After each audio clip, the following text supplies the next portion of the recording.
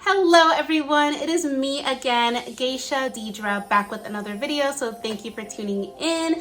And today we've got some advice for those of you traveling to Japan very soon, and those are 5 basic Japanese etiquette tips. So if you want to know the bare bones of how to be polite in Japan, then watch this video. Number 1 is bow.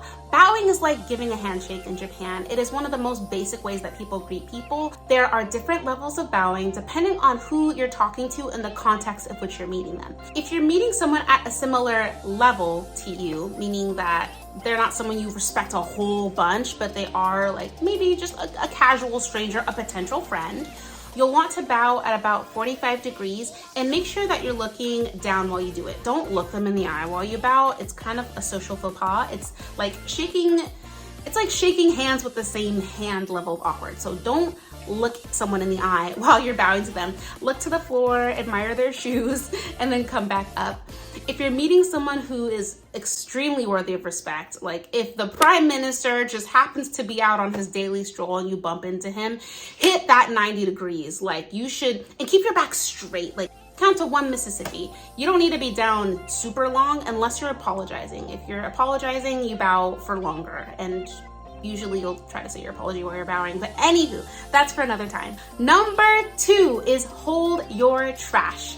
Japan is known for this funny thing of being so clean but having no trash cans anywhere. And this is because most Japanese people, if not all Japanese people, are holding on to their trash until they can reach the appropriate trash can. So you should do the same. If you just finished eating something or drinking something and there are no trash cans around, do not litter. I mean, in general, don't, but hold it in your purse, hold it in your backpack, put it in your pocket until you can reach a trash can. That is one of the most basic tips, I think in any country really, but especially in Japan, it is essential to hold your trash and dispose of it properly.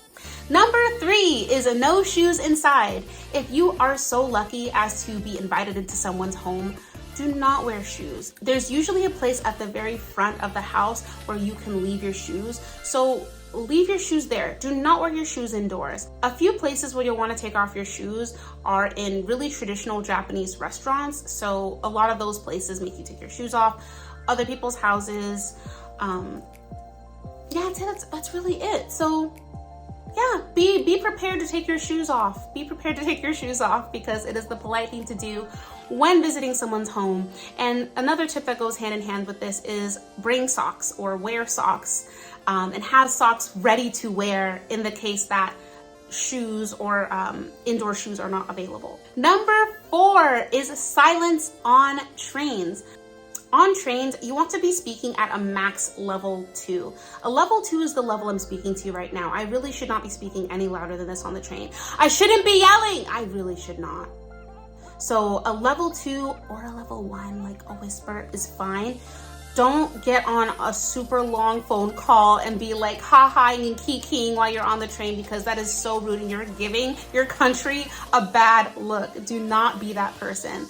So make sure that when you're on the train, you're speaking at the appropriate noise level. Last but not least, number 5 is no tipping. Yes, you can smile, you can be happy, no tipping. That was a unexpected thing that Japan does, but you know why? It's because they have a decent minimum wage and they don't need to pay their waiters and waitresses dirt cheap. Don't tip when you're in Japan. If you go to a restaurant or some kind of eatery, do not tip. Chances are they're not going to accept it. It's very foreigner of you to do that. So basic Japanese etiquette is to not tip. Enjoy your meal and trust that the meal you're paying for is payment enough.